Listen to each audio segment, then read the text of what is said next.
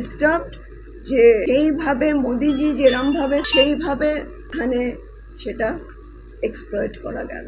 আমি অবাক হতাম একটা জিনিস দেখে যে আমার নামে এত টাকা এসেছে আমাকেই জানানো হয়নি। আমাকে জানানো আমার পাসবুক চেকবুক সব ওদের কাছে, কিন্তু কেউ অ্যাকাউন্টস দিচ্ছে না, লোকের কাছেই ছিল। কিছুই জানানো হয়নি এবং কে কি পাবে কে কি পাবে না, কাকে কি দেওয়া হয়েছে কাকে কি দেওয়া হয়নি বা কিভাবে খরচা হয়েছে, আমি কমপ্লিটলি অন্ধকারে আছি। বিজেপি প্রার্থী অমৃতা রায় হেরে যাওয়ার পর সাংবাদিকদের সঙ্গে কথা বলতে গিয়ে দিয়েছিলেন। সেদিন তিনি বিজেপির একাধিক জেলা নেতৃত্বের সঙ্গে দাঁড়িয়ে বলেছিলেন, আমি তো নিজের বুদ্ধিতে চলিনি। পাশাপাশি রাজবাড়ির গৃহকর্ত্রী অমৃতা রায়ের শরীরী ভাষাতেই তার হারে রয়েছে কিন্তু যে তা ভোট গণনার 4 দিন পর তার সেই হার নিয়ে বিজেপির জেলা নেতৃত্বের বিরুদ্ধে সরাসরি কামান দাগলেন। রাজবাড়িতে আজও জলজল করে শ্রী কালী জয়তী। কৃষ্ণচন্দ্র শাসন ব্যবস্থাকে মসৃণ করতে শাক্ত ও বৈষ্ণবকে এক সারিতে এনেছিলেন। শুধু কৃষ্ণচন্দ্র নয়, এই বংশের অন্যতম পুরুষ ভবানন্দ মজুমদারের উত্তরসূরিরাও কৃষ্ণনগর থেকে দক্ষতার সঙ্গে রাজ্যপাট সামলেছেন। কোদা অঙ্গবঙ্গ কলিঙ্গের নিয়ন্ত্রক হয়ে ওঠা সেই রাজতন্ত্রের চারণভূমি কৃষ্ণনগরে প্রাচীনকাল থেকে ভারতবর্ষের রাজনীতির কেন্দ্র হয়ে উঠেছিল। সেই রাজবাড়ির বর্তমান গৃহকর্ত্রী অমৃতা রায়, তিনি কৃষ্ণনগর লোকসভা কেন্দ্রের বিজেপির প্রার্থী হয়ে তৃণমূল প্রার্থী মহুয়া মৈত্রের বিরুদ্ধে লড়াই করতে নেমেছিলেন। 57,000 ভোটে তিনি পরাজিত হয়েছেন। আর তারপরে কেন্দ্রীয় নেতৃত্বের পাঠানো টাকা 9-6 পাসবুক চেকবুক ওদের কাছ থেকে তাকে কিছু জানানো হয়নি নিয়ে বিজেপি নেতৃত্বের বিরুদ্ধে বিষাদাগার করেছেন বিস্ফোরক রাজবাড়ির অমৃতা রায়। আর এ নিয়ে আজকাল আগামী বিশেষ প্রতিবেদন। কেন্দ্রীয় টাকার 9-6 পাসবুক চেকবুক ওদের কাছে, আমার কাছে কিছু জানানো হয়নি, বিজেপির বিরুদ্ধে বিস্ফোরক রাজবাড়ির রানী।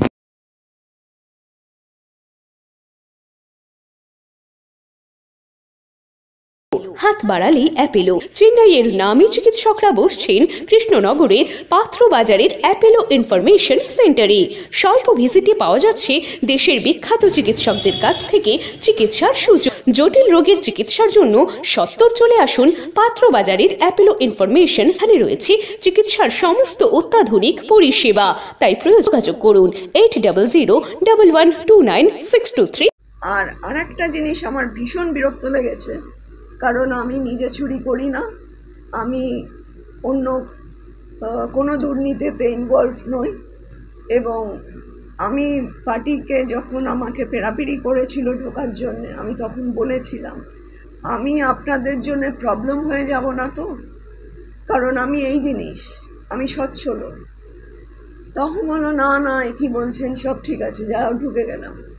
কিন্তু আমি অবাক হতাম একটা জিনিস দেখে যে আমার নামে এত টাকা এসেছে আমাকেই জানানো হয়নি। এটা আমার দুঃখও হয়েছে। না, আমি জানতাম না, জোর গলায় বলছি আমি জানতাম না, আমাকে জানানো হতো না।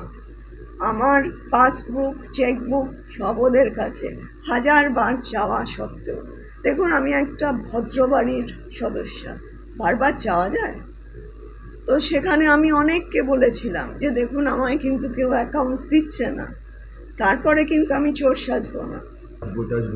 অফিসের লোকের কাছেই ছিল। তো সেখানে আমায় কিছুই জানানো হয়নি এবং কে কি পাবে কে কি পাবে না, কাকে কি দেওয়া হয়েছে কাকে কি দেওয়া হয়নি বা কিভাবে খরচা হয়েছে, আমি কমপ্লিটলি অন্ধকারে আছি।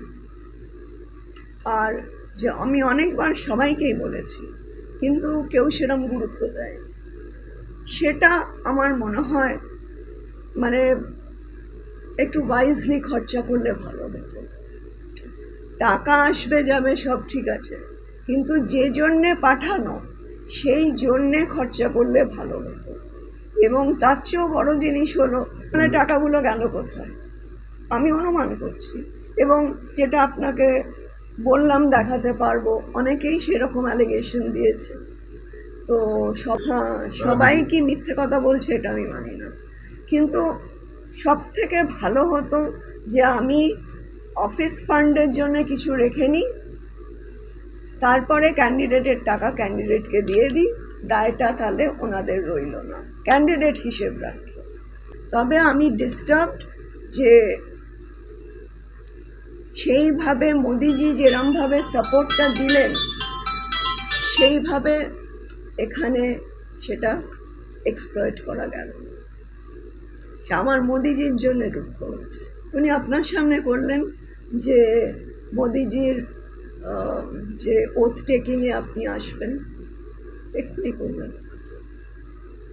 তো সেখানে মোদিজি সত্যি আমাকে ভীষণভাবে প্রোটেকশন দিয়েছে, সাপোর্ট দিয়েছেন, আর সব থেকে বড় জিনিস এগিয়ে যাওয়ার একটা মোটিভেশন দিয়েছে।